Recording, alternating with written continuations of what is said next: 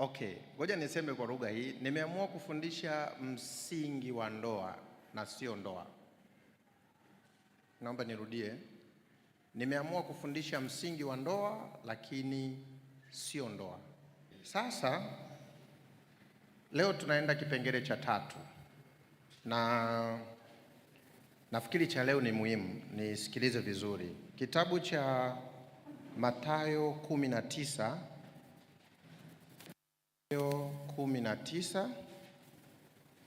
Mathayo 19 fungu la 3, la 4, la 5, la 6 mpaka la 11. Mathayo,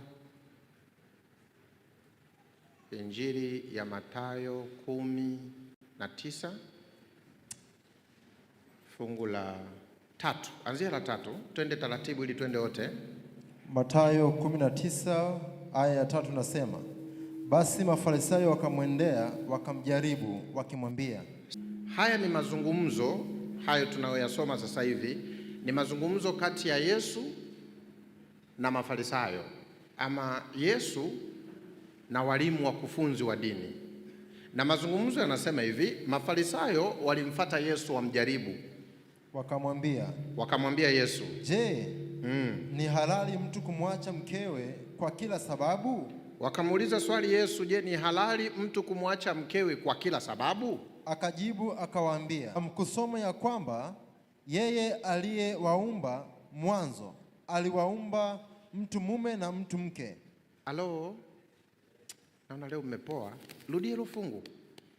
Akajibu akawaambia. Yesu akajibu akasema, hamkusoma ya kwamba yeye aliyewaumba mwanzo? Sikiliza vizuri. Yesu anasema hivi, hamkusoma yeye aliyewaumba mwanzo. Lakini nisikilize vizuri ili unielewe. Yesu anaposema yeye aliyewaumba mwanzo, anamzungumzia nani? Anamzungumzia nani? Yeye mwenyewe. Anajizungumzia yeye mwenyewe. Yaani, sijui mfano utafaa. Wacheza mpira, wachezaji wa ndani wanaenda kumjaribu kocha. Yesu ndiye anayewafundisha wachezaji na timu ni ya kwake. Mafarisayo wanakwenda kwa Yesu, wanamuuliza habari ya mpira ambao yeye ndo aliutengeneza. Nimechukua mfano ili unielewe.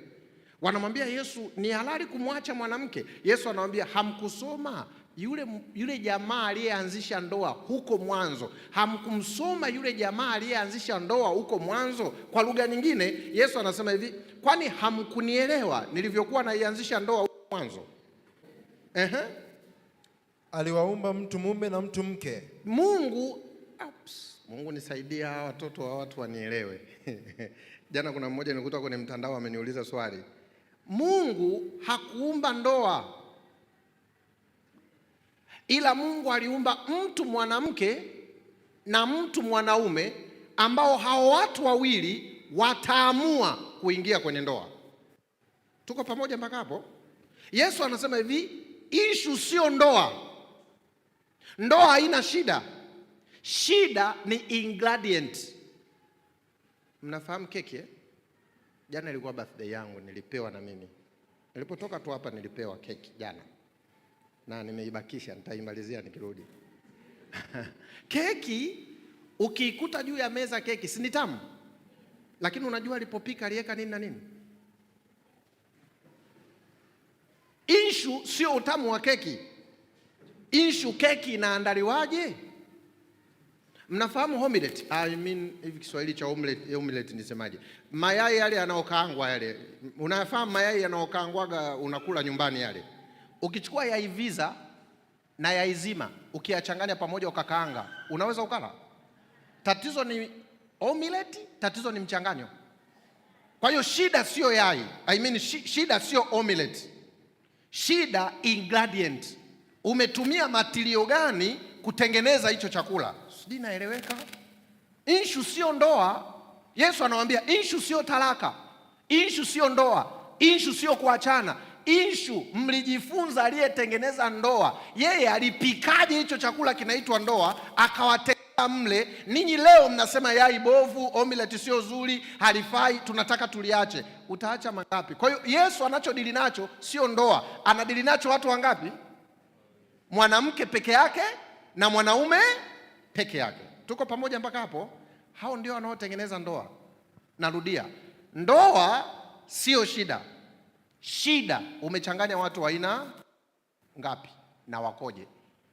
Msomaji akasema kwa sababu hiyo, mtu atamwacha babaye na mamaye. Mtu atamwacha mamaye na babaye, ataambatana na mkewe, na hao wawili watakuwa mwili mmoja. Eti mwili mmoja unaweza kutenganishwa? Ili mwili utenganishwe si lazima ufe. Sasa ngoja niwaambie kitu kibaya. Kweli ni kibaya na watu wengi hawakipendi. Kwa Mungu ndoa ikifungwa hakuna kuachana. Hizi assumption zote mnazoziona duniani watu wanazitengeneza ni fake. Niwaulize swali, talaka ni nini? Si ni karatasi lililoandikwa Ile karatasi imetengenezwa na nani? Mwanadamu ndo alitengeneza ndoa. Yeye ni nani anakutengenezea wewe karatasi la kuachana? Narudia tena, hichi kitu watu wengi hawakipendi, especially mnaotaka kuachana. Kwa Mungu, ndoa ya Mungu hakuna kuachana. Aliyowaunganisha Mungu, mwanadamu wasiwatenganishe. Vice versa is true. Aliyowaunganisha mwanadamu, vice versa is true. Aliyowaunganisha mwanadamu wafanye nini? Aliyewaunganisha mwanadamu wafanye nini? Lakini aliyewaunganisha Mungu, mwanadamu asifanyeje? Hata wamekuwa si mwili tena, bali mwili mmoja. Basi aliyowaunganisha Mungu, mwanadamu asiwatenganishe. Endelea. Wakamwambia jinsi gani basi Musa aliamuru kumpa hati ya talaka na kumwacha? Niliwaomba vijana 7 na nini sana. Mimi napenda kufundisha mfano, kwa hivyo msinichoke. Kusanyikeni hapo sehemu moja wote. Nitakuwa nawachukua taratibu. 1 2 3 4 5. Changamkeni kidogo, muda unakimbia. Saa 12 ni dakika 45 tunatachukua tu. 1 2 3 4 5 6. Wa 7. Okay. Naomba na bonus wawili, 8 na 9. Naomba wewe uliokuja wa kwanza simama hapa mbele, na wa pili anayekuja aje asimame hapa. Wewe wa pili simama hapa. Nisikilizeni. Mpaka hivi ninavyoongea na nyinyi, duniani ndoa aliyoianzisha Mungu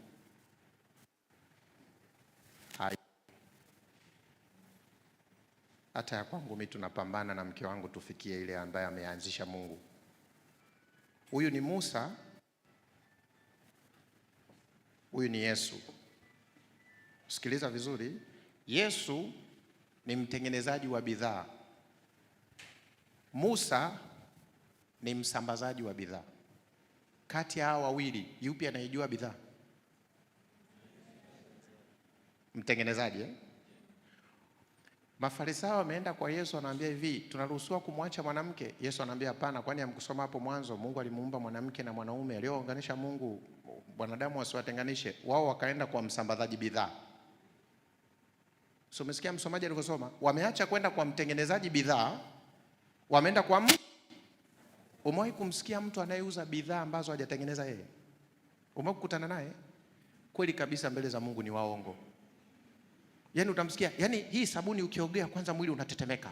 Utaona joto limekuja. Yaani mpaka aliyetengeneza bidhaa hakiwepo naye anashangaa.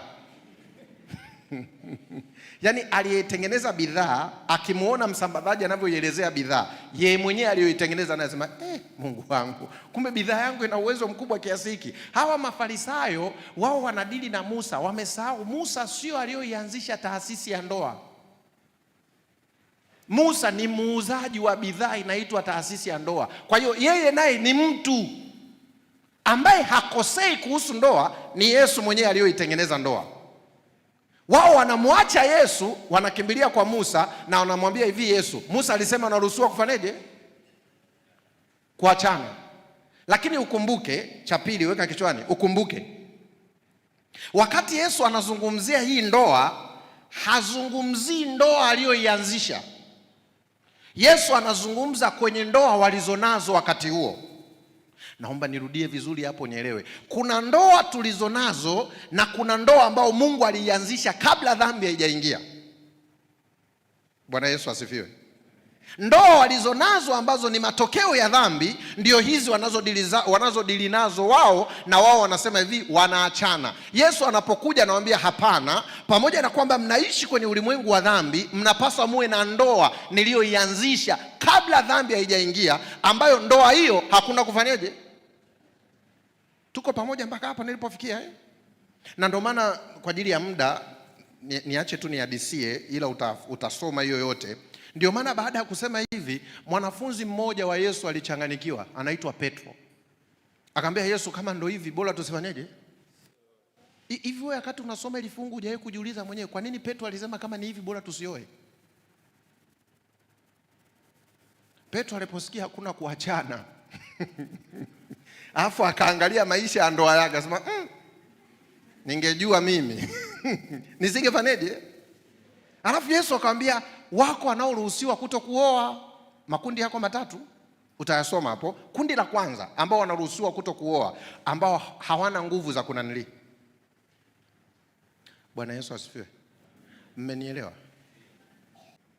Mara chache sana wanawake wanaweza kukuta mlango wake usiwe mlango wa kushiriki tendo, ila ni mlango wa kutoa taka mwili. Wako wanawake wanazaliwa hivyo. Ana mlango ambao hauwezi kufanya tendo la ndoa, ila ana uwezo wa kutoa taka mwili. Huyo haolewi, haoani. Kundi la ngapi? Kundi la pili. Kama vile alivyokuwa Danieli, ulipata ajali ukaharibu uwezo wa kuweza kushiriki tendo la ndoa. Kiswahili kina maneno mabaya sana, sasa naogopa hata kuyasema. Una uwezo wa kufanya tendo la ndoa. Si mmenielewa tu hapo nilivyosema hivyo?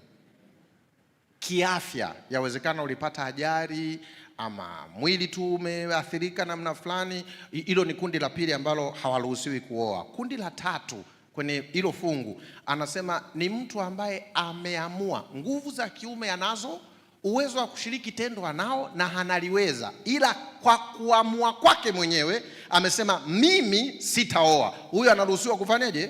Kutokuoa. Sasa naomba niweke vizuri hapa ili niende kwenye kiini cha somo la leo.